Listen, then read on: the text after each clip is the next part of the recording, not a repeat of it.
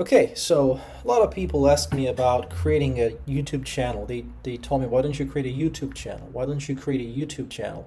A lot of people have it, and I think it would be great. So I thought I'd give this a try since I have been thinking about it for a long time now. And here we are. Let's see, what happens. Okay, so I thought to do a little bit of theory today because, as first video, because I don't have my guitar. I sold the one that I had, and now I'm just waiting for another one to come, hopefully tomorrow. So let's go for theory. Let's do theory. All right, and I thought to not necessarily follow specific order in these lessons, but just kind of go, with the vibe and with what I think is, interesting for my students and for people asking me. So one thing I've been asked a lot is the major scale and the intervals and the harmonization of the major scale. So first thing, the major scale. Okay, hopefully everybody knows what a scale is. It's just a sequence of notes, one after the other. I should explain, a little bit of basics, but maybe in another video can do more very basic, topics. But let's assume everyone here knows what a scale is and what a major scale sounds like. So here's what I'm going to do. We're going to do this a little bit together, a little bit interactive. So for example, let's see. I want to add, here we go, a time 60. Okay. So let's have a listen to a major scale, C major scale.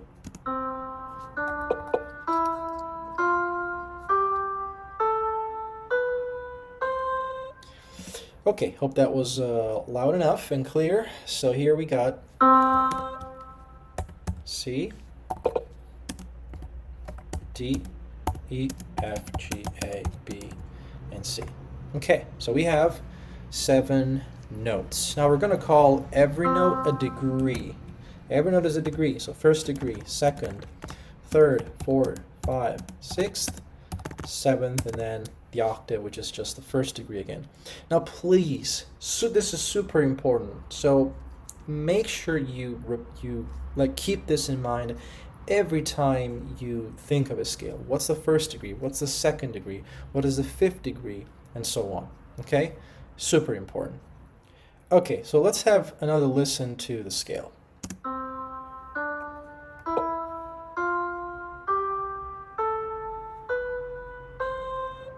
Okay, it's a little weird because the volume is a little different. See, now it's kind of louder when I click on the notes. But anyway, I may have a look at that. So next thing you want to know is what intervals are. So the interval is just a stupid thing. It's so simple. It's the distance between notes. So that distance is called an interval. There you go. So from C to D, that's one interval. That distance, that space in between. From C to F, that's another interval. From F to B, that's another interval. So that's what intervals are. We have different different types of intervals. There's 2 elements in the intervals we have to understand. One is the quantity, 2 elements, quantity and quality. Now the quantity, it's basically how many numbers you count from one interval to another.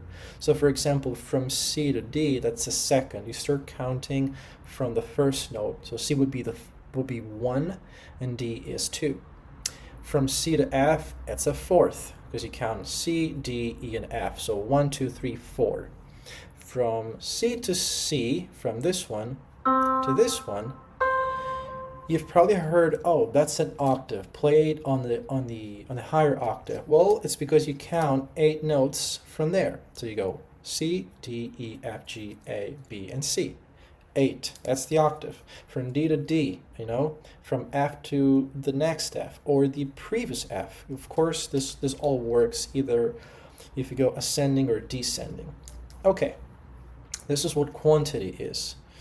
But we have qualities of intervals. Well, before we get into qualities, let me write this down. So 1, 2, 3, 4, 5, 6, 7, and then 8. Okay, let's not get confused. Here we have the notes C, D, E, F, G, A, B, and C. Good.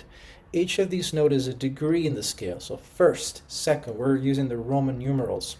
Third, fourth, fifth, sixth, seventh, and first degree. The numbers below 1, 2, 3, 4, 5, 6, 7, 8, those are the intervals from the first degree of the scale. So from C to D, second, 2.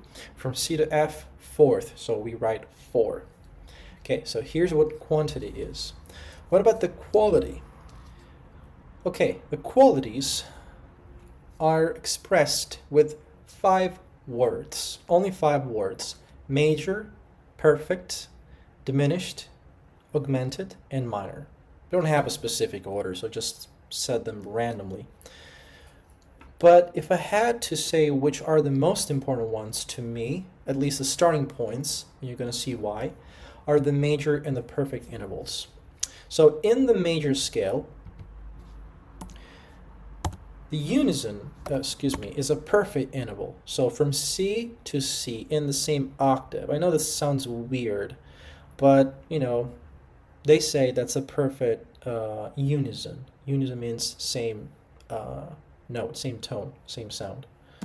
The second is a major second. So from C to D is a major second. From C to E is a major third. So it's still a third quantity. It's a major quality. Perfect fourth, perfect fifth, major sixth, major seventh, and the octave is a perfect interval. Okay, so perfect, major, major, perfect, perfect, major, major, perfect. So second, third, sixth, and seventh in the major scale, in any major scale, they're major intervals. 2, 3, 6, and 7.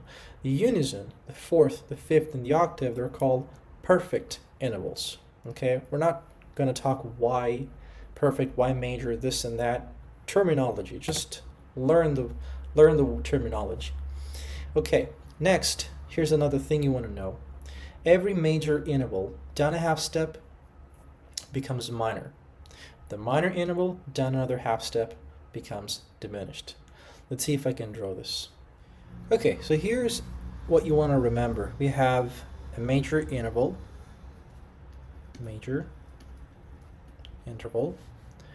which down a half step becomes minor. So I'm going to write -1.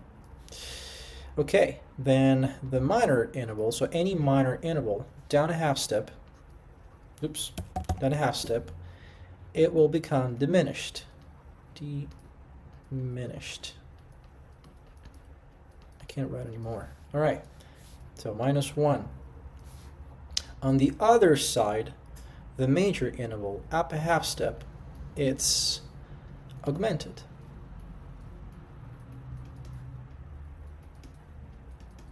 Okay. What about the perfect intervals? Perfect. Well, down a half step,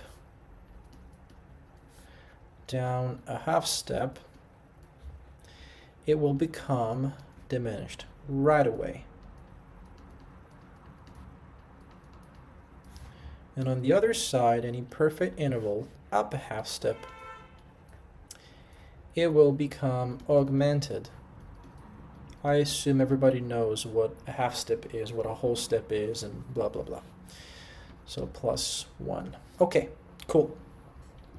So what does this mean? It means that if I have an interval like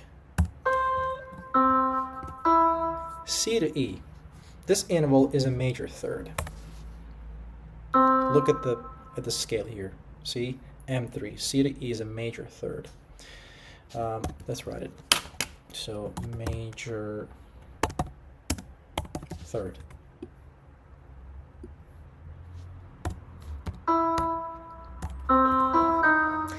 E flat.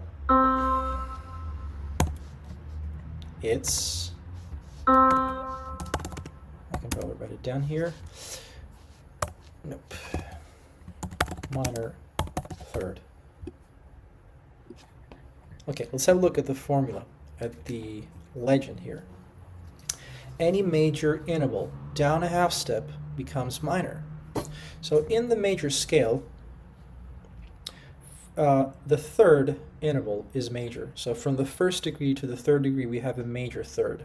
So if the note on top lowers down a half step, that will change the interval to minor. So major intervals become minor. Let's make another example.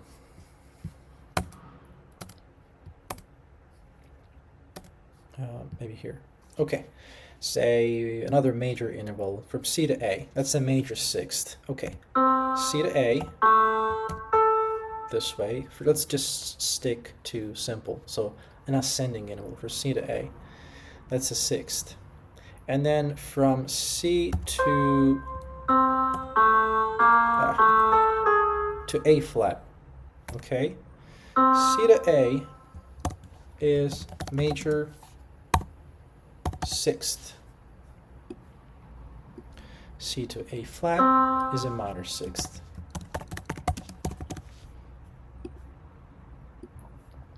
Here's what's funny. I'm going to copy this and paste. What's funny is that if this was a double flat, I need to take it from here. It would be C to A double flat, which of course would be G, right? Yes and no. The tone, the sound would be the same, but the name is different. And so that has a different meaning. It's still a sixth, because you have to really look at the letter, at the note. I'm still saying A. So C to A is, no matter what, the quantity doesn't change. It's still a sixth, but the quality is different. At this point, from minor, it becomes diminished, because we have learned that any minor interval done a half step becomes diminished. Sounds a little weird, I know, but in some situations it's extremely important to define, for example, to say diminished sixth. It could be theoretically correct, more correct. Okay, cool. So to make a comparison, C to G, okay, this interval sounds the same. C to A flat, to A double flat, and C to G, they sound exactly the same. But this is a perfect fifth. C, D, E, F, G, it's a fifth. It's a perfect fifth. Let's have a look. Here, from C to G, it's a perfect fifth. Cool. What happens to perfect intervals? For example, if I have C to G, and then C to G flat. Okay, now this, as we have said, is a perfect fifth. This would be diminished fifth. Diminished fifth. Because every perfect interval down a half step will become diminished. And on the other side, the other way, so C to G sharp, this would be an augmented fifth. Because from the perfect interval, we went up a half step. So now it's augmented. Okay? We haven't talked about major intervals becoming augmented. So if you have C to D, doesn't matter the octave. Now this would be a major second.